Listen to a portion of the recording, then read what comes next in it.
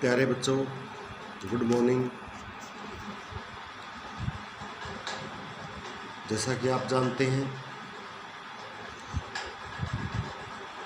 कि हमारी हर रोज़ वीडियो चल रही है जिसमें हम आपको पाठ का सार आदि बताते हैं। तो प्यारे बच्चों, आशा करता हूँ कि आप अपना काम घर पे कर रहे होंगे। आज मैं आपको जो हमारी आरओ बुक है भाग 1 उसमें से पद्य खंड की शुरुआत करते हैं।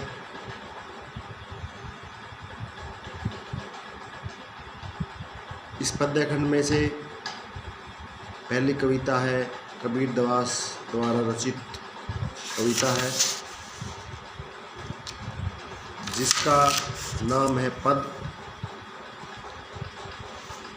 प्यारे बच्चों, कबीरदास जी भक्ति काल के कवि माने जाते हैं। वो सांसारिक जो कुरीतियां हैं उनको हमेशा ही उन्होंने खंडन किया है। बारी आडंबरों पर उन्होंने कभी विश्वास नहीं किया। तो प्यारे बच्चों, आज हम आपको कबीरदास जी द्वारा रचित पद का जो पहला पैसेज है उसकी हम आपको व्याख्या करवाएंगे पाठ के कविता के साथ साथ। तो हम शुरू करते हैं। पद नंबर 1।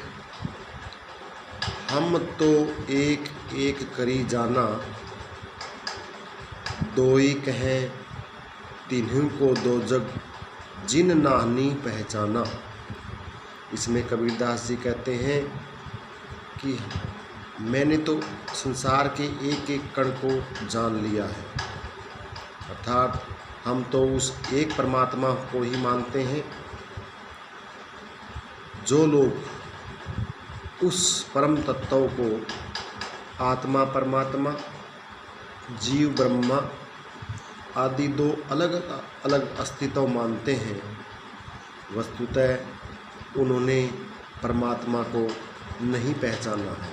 अर्थात जो भगवान के दो रूप मानते हैं वो भगवान को अभी पहचानते ही नहीं हैं। आगे नेक्स्ट लाइन। एक ही पवन एक ही पानी, एक ही ज्योति समाना, एक ही खाक गढ़े सब भांडे, एक ही कोहरा साना। उन्हें कहता है कि पूरी सृष्टि में पवन एक है, जल एक है और उसी एक ही परमात्मा की ज्योति समस्त संसार में व्याप्त है। इस संसार का रचयिता भी एक है, सभी का निर्माण एक ही मिट्टी से हुआ है तथा उन्हें एक ही कुम्हार ने बनाया है।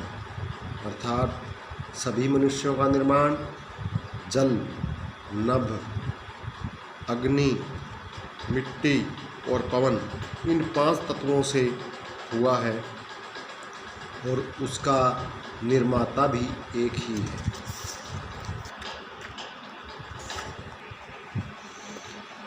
Next line.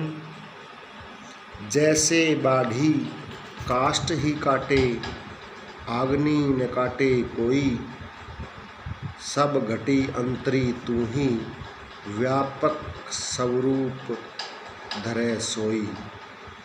इसमें कवि कहता है कि जैसे बढ़ई लकड़ी को तो काट सकता है किंतु उसमें निहित अग्नि को नहीं काट सकता, वैसे ही मनुष्य का शरीर तो नश्वर है किंतु उसमें निहित आत्मा अमर और अकाट्य है, अर्थात आत्मा को कोई नहीं काट सकता। उसी प्रकार जिस प्रकार लकड़ी में निहित अग्नि को कोई नहीं काट सकता। आगे कहता है कवि, हे परमात्मा, सभी प्राणियों में तू व्याप्त है, तूने ही विभिन्न स्वरूप धारण किए हुए हैं। आगे नेक्स्ट लाइन, माया देखी के जगत लुभाना, काहे रे नर गरबाना, निर्भय भया कछु नहीं व्यापै, कहे कबीर दीवाना। इसमें कबीरदास जी मनुष्य को संबोधित करते हुए कहते हैं कि हे मनुष्य, संसार के इस मायामय रूप को देखकर सारा संसार लुब्ध हो गया है, यानी कि वो उसकी ओर आकर्षित हो गया है। भला तुम इस झूठी माया पर गर्व क्यों करता है। प्रभु प्रेम में दीवाने कबीर कहते हैं कि जो लोग माया मोह से मुक्त हो जाते हैं वे निर्भय रहते हैं, उन्हें किसी प्रकार का कोई भय नहीं रहता। अब मैं इस पैसेज का आपको काव्य सौंदर्य बताता हूँ। माया मोह और गर्व की व्यर्थता पर प्रकाश डाला गया है। संतों की अखंडता, फक्कड़ता और निर्भीकता का प्रमाण भी इन पंक्तियों में मिलता है। ब्रह्मा की एकता और उसी से जगत के सृजन का सबलता से व्यक्त हुआ है। एक एक में यमक अलंकार है, जैसे बाढ़ी काष्ठ ही काटे, आग्नि न काटे कोई, में दृष्टांत अलंकार है। काटे कोई कहे कबीर में अनुप्रास अलंकार है।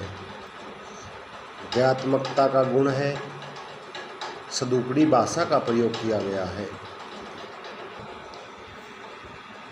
तो प्यारे बच्चों, आपको इस पद का भावार्थ समझ में आ गया होगा।